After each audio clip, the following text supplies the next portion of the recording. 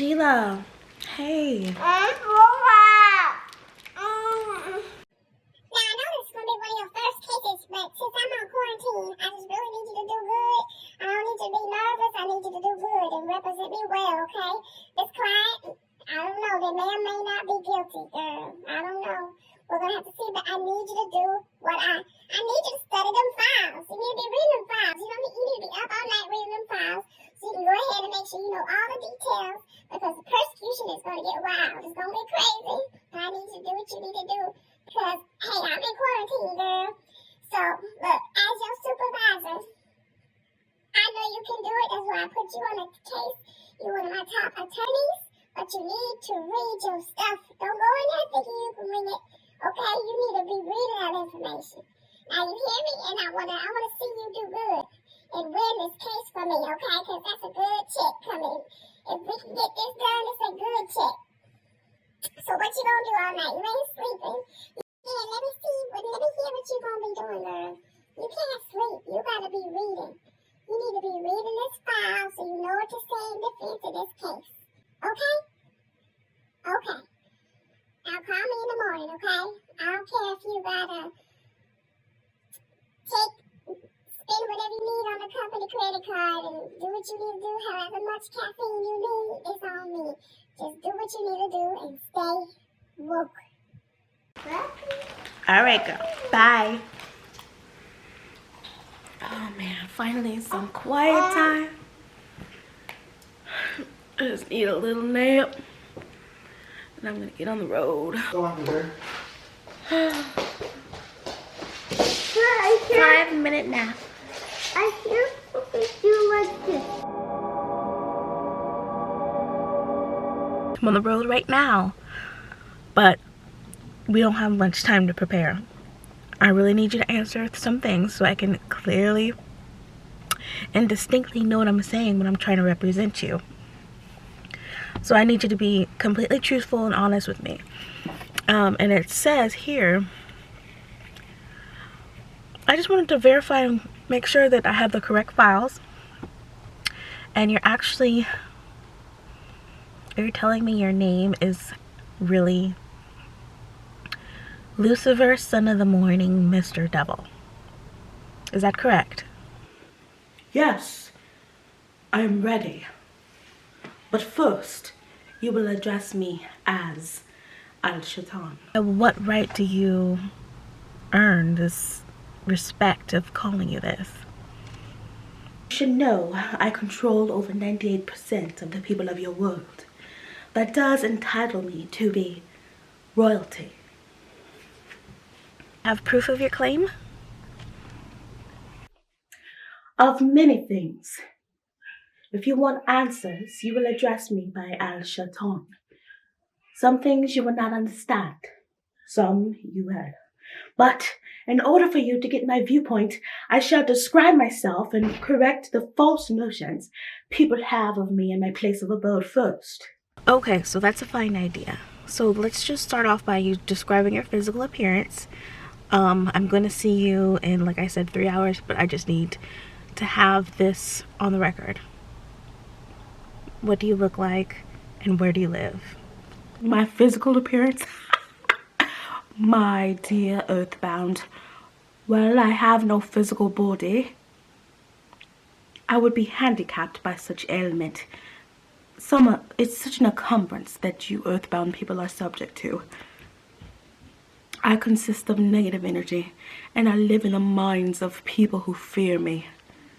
I also occupy 1/2 of every atom of physical matter and every unit of mental and physical energy.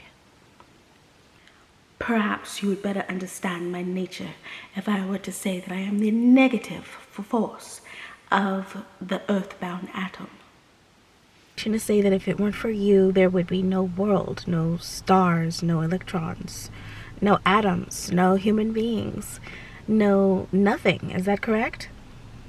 Is that correct? Absolutely true. Absolutely true. Okay, well, if you occupy 1/2 of energy and matter, who occupies or what occupies the other half? The other half is occupied by my opposition. What do you mean by opposition? Opposition that you earthbound people call God. The universe divided up into you and God. Is that your claim? Not my claim. It is the actual fact. Before this interview is finished, you will understand why my claim is true. You will also understand why it has to be true, or there could be no world such as yours. No earthbound creature such as you.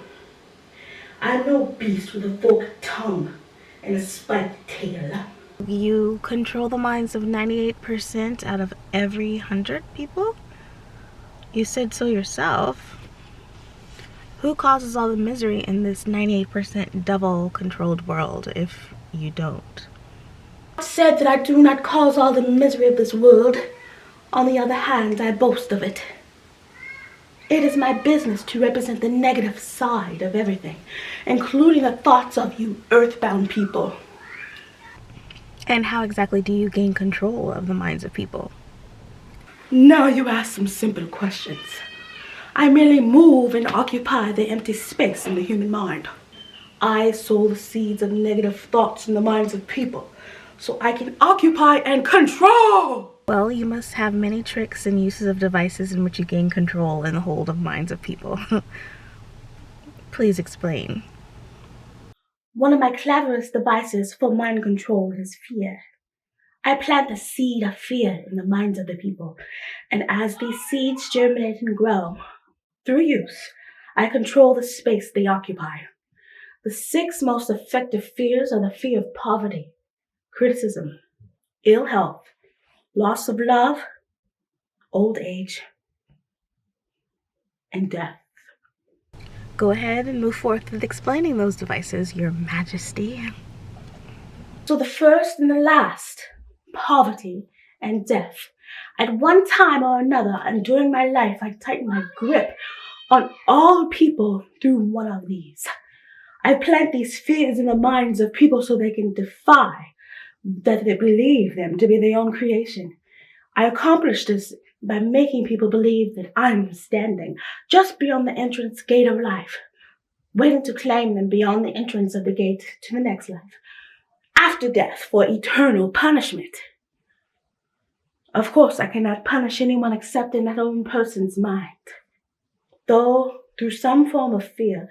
But fear of the thing which does not exist is just as useful to me as fear that which does exist. All forms of fear extend the space I occupy in the human mind.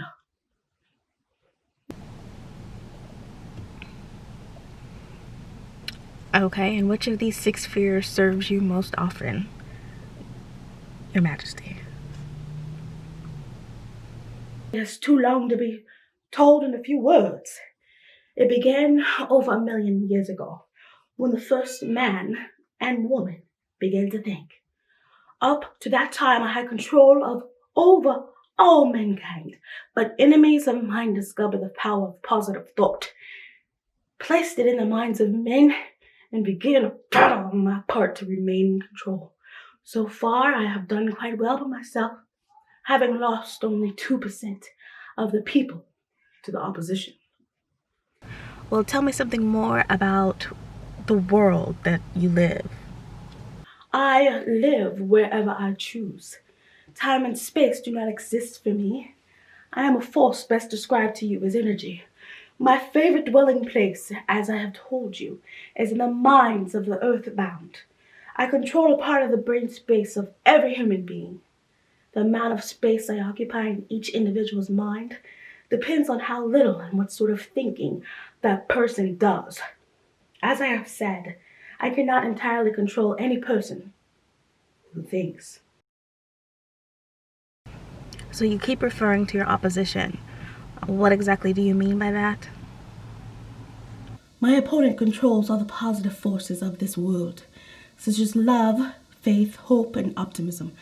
My opponent also controls the positive factors of the natural law throughout the universe, the forces which keep the earth and the planets and all the stars balanced in their courses. But these forces are meek in comparison with those which operate in the human mind under my control. You see, I do not seek to control stars and planets. I prefer the control of the human mind. Okay, will you then tell me how you got your job of preparing human minds so you can control them? Countless ways of entering into the human mind. My favorite and most powerful weapon is the fear of poverty. I deliberately discourage people from accumulating material wealth. Why? Because poverty discourages men from thinking, and it makes them easy prey for me. My next best friend, as far as devices, is ill health and sickness. Any unhealthy body discourages thinking. Then I have countless of thousands of workers on earth who aid me in gaining control of the human minds. I have these agents placed in every calling, in every industry. They represent every race, every creed, and every religion.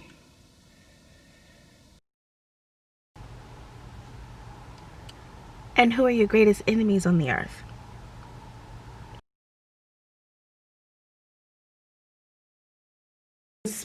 All who inspire people to think and act on their own limitations and initiative. All who inspire people to actually think and act on their own intuitions and limitations are my enemies. Any thinker from the beginning of time, that would be Socrates, Confucius, Voltaire, Emerson, Thomas Paine, and Abraham Lincoln. And you, people like you, I despise you. Is it true that you use men who have great wealth? Poverty is my greatest friend because it discourages independence of thought and it encourages the fear of all men. Like the scripture book says, money answers all things. Some wealthy men serve my cause, while others do me great damage, depending on how wealth is used. The great Rockefeller fortune, for example, is one of my newly converted enemies. Interesting, Al-Shaitan. Over 1 million years ago, when the first men began to think, I had control over all mankind, but enemies of the mind discovered the power of positive thought, placed it in the minds of men, and then began a battle on behalf of to remain control. So far, I have done quite well by myself, having lost only 2% of the people to the opposition and some of my own colleagues. You see, before this time, I did have people that were working for me, other angels, not as high-ranking as me, but they had knowledge that was given to them by the opposition, who you call God. They did take it upon themselves, and when they were disappointed that they were cast down and being cursed, to take some of the information and the divine knowledge they had and bestow that on men. This knowledge of witchcraft and sorcery and all sorts of things, even of the wearing of makeup and doing your hair, this was all learned by the other angels that were cast to the earth the same time we were. Along with this gift, there was also a gift that is called psychology, is where you simply exercise the use of your natural mind. These angels are still a part of our camp. However, they are also enemies of mine because they make our overall goal hard to achieve. So far, I've done quite well, however, having lost only 2% of people at least to the opposition. You see, it's only a danger if people convert to the opposition.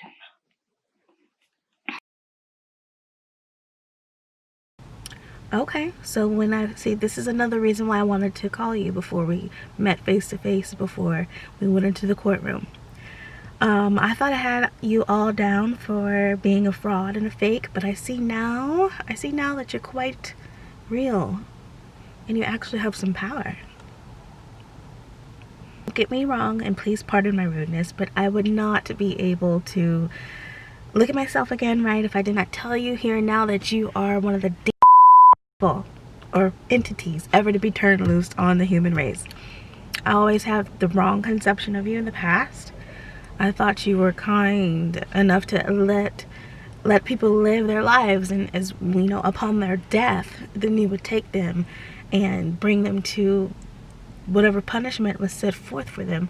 But now that I learned that from your own brazen confessions, that you destroy their right to freedom of thought and cause them to go through a living of hell in a life condition here on earth. What do you have to say about that? And how am I supposed to present you confidently before the judge knowing this fact? So let us get away from the personality aspect. We're doing this to learn more about you so we can represent you properly. Go ahead and continue to tell me the tricks that you've devised for gaining control of the human mind. What is your most powerful weapon right now? As I have already told you, poverty is always my friend because it discourages the independent process of thought. And it encourages proactiveness and intuition following. Some wealthy men serve my cause while others do me great damage, depending on how the wealth is used. At one point, the great Rockefeller fortune was on my side. However, now it is one of my worst enemies. Well, the Rockefeller money is being used to isolate and conquer certain diseases of the world. Disease has always been one of my most effective weapons. The fear of ill health is only second to the fear of poverty. The Rockefeller money is being used to uncover new secrets in the nature of hundreds of different directions, all which are designed to make men and keep their positions of their own mind. It is encouraging new and better methods of feeding, clothing, housing people.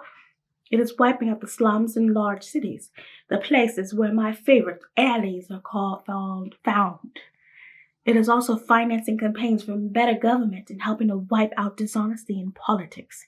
It is helping to set higher standards in business practices and encouraging businessmen to conduct business by the golden rule, and that is not causing me any good.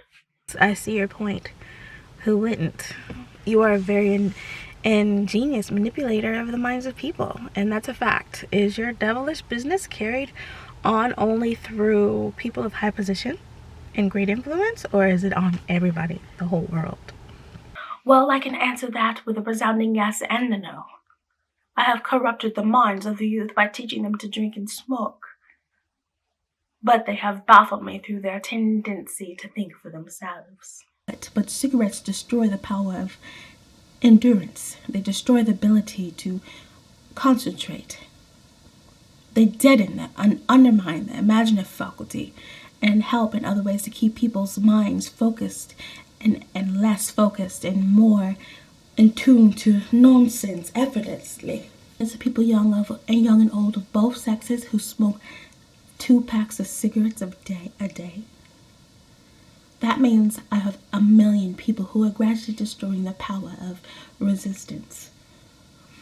One day I shall add to their habit of cigarette smoking other thought-destroying habits until I've gained the control of their human mind altogether.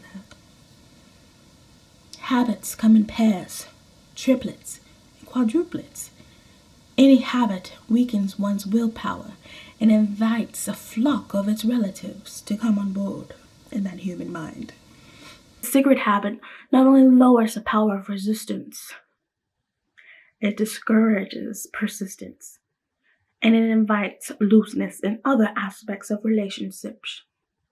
This, as a family attorney and someone who's concerned about the structure of families and the oppositions that they have gone through, I'm interested more so in the welfare of those people whom you claim to control and the people's minds that you're holding captives. Therefore, I wish that you would tell me more about the tricks by which you enter and control their mind. I want a complete confession from you. So begin with your cleverest trick, because obviously you are guilty of this. But we are trying to alleviate some of the punishment that you will receive. And the only way I'll be able to do that is if I know the truth. Please tell me. That is a difficult question to answer. I have so many devices for entering the human mind and controlling them that it's difficult to say which is exactly most powerful. Right at the moment, I am trying to bring on another war. My friends here in Washington are helping me involve America. I used this device of war to bring out another world war in 1914. I used it to bring out the economic depression in 1929. And if my opposition had not double-crossed me, I would now be in position of every human man, woman, and child in the world.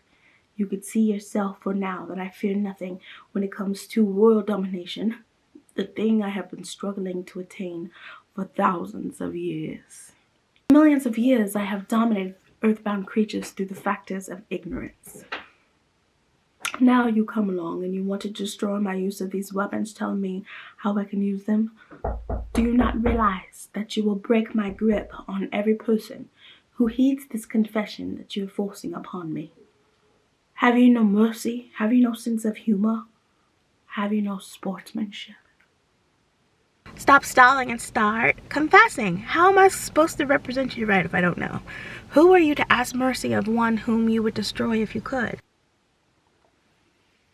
My greatest weapon over human beings consists of two secret weapon principles of which I gain control. By operating through this principle, I wish I could avoid using the word, drifting in the world of habit. When a person begins to drift on any subject, he is headed into the right, straight, correct gates of what you earthbound call hell.